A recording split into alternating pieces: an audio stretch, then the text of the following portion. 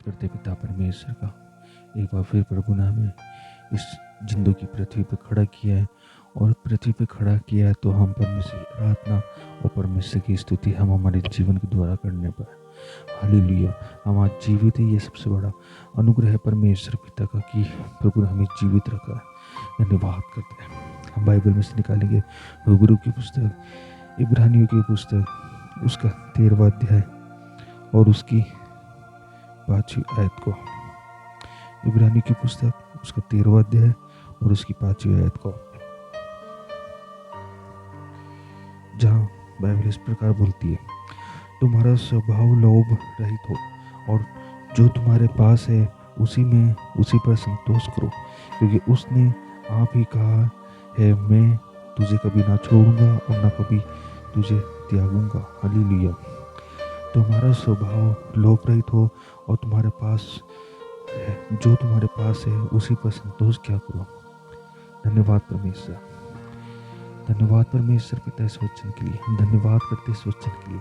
Bible हमें बोलती तुम्हारे पास जो कुछ भी है उसी में संतोष क्या करो, उससे बेधड़क होकर के अपने जीवन को मत लगाओ, संसार की बातों में अपने जीवन को मत लगाओ, इस नाशवान चीज़ों पे अपने ध्यान को मत प्रकट करो कि तुम्हारा नाशवान चीज़ों पे तुम्हारा ध्यान जाकर के और परमेश्वर के वचन से तुम अलग हो जाओ।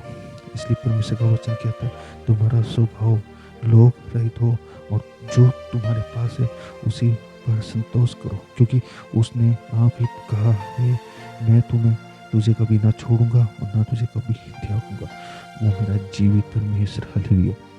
मेरा प्रभु यीशु मसीह आपको कभी ना छोड़ेगा, कभी ना त्यागेगा।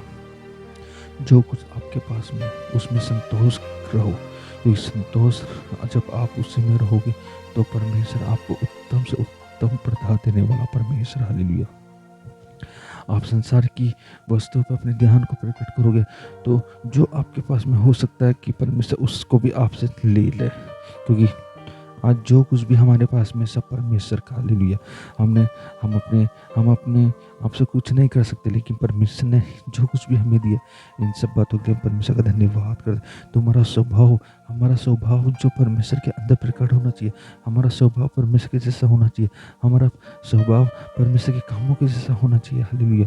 हमारा स्वभाव परमेश्वर की महिमा के लिए होना चाहिए, हमारा स्वभाव परमेश्वर की सेवा के लिए अपन होना चाहिए हालेलुया।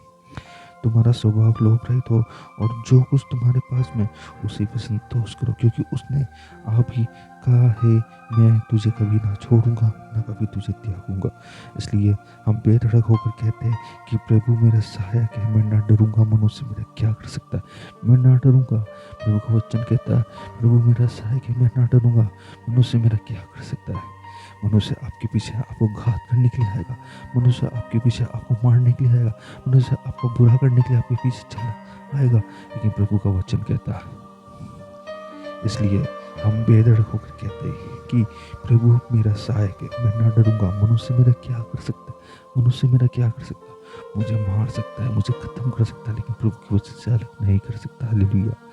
हम धन्यवाद करते हैं उस जीवित परमेश्वर की, जिस जीवित परमेश्वर का ये वचन आज हमारे हाथ में, उस जीवित परमेश्वर ने हमें ये वचन की तलवार, ये तलवार है हमारी, जिस तलवार से हम उन मनुष्यों के लिए प्रार्थना करते हैं जो मनुष्य परमेश्वर के लोगों को परेशान करते हैं, जो मनुष्य परमेश्वर के लोगों को परेशान करते हैं, उनको घात करने में लगे, उनको मारने में लगे, उन लोगों के जीवन बदल जाए हालेलुया। जो मनुष्य परमेश्वर के लोगों को परेशान करे उनके जीवन बदल जाए, उनके जीवन की हर एक परेशानी खत्म हो, उनके जीवन की हर एक विपत्तियाँ खत्म हो।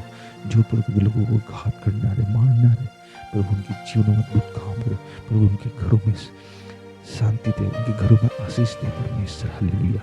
प्रभु हमको जो बुरा कहते हैं प्रभु तो उनके जीवन में काम हो, प्रभु उनके जीवन में आशीष दे परमेश्वर हालेलुया। तुम्हारा स्वभाव लोभ रहित हो और जो तुम्हारे पास है उसी पर संतोष करो, क्योंकि उसने आप ही कहा, मैं तुझे कभी ना छोड़ूंगा और ना कभी तुझे त्यागूंगा। इसलिए हम बेधड़क होकर कहते कि प्रभु मेरा सहायक है, मैं ना डरूंगा, मनुष्य मेरा क्या कर सकता है। सचमुच परमेश्वर का वचन ही है, ये जीवित वचन है परमेश्वर, और इस जीवित वचन के लिए हम परमेश्वर का धन्यवाद करते हैं हालेलुया। धन्यवाद परमेश्वर।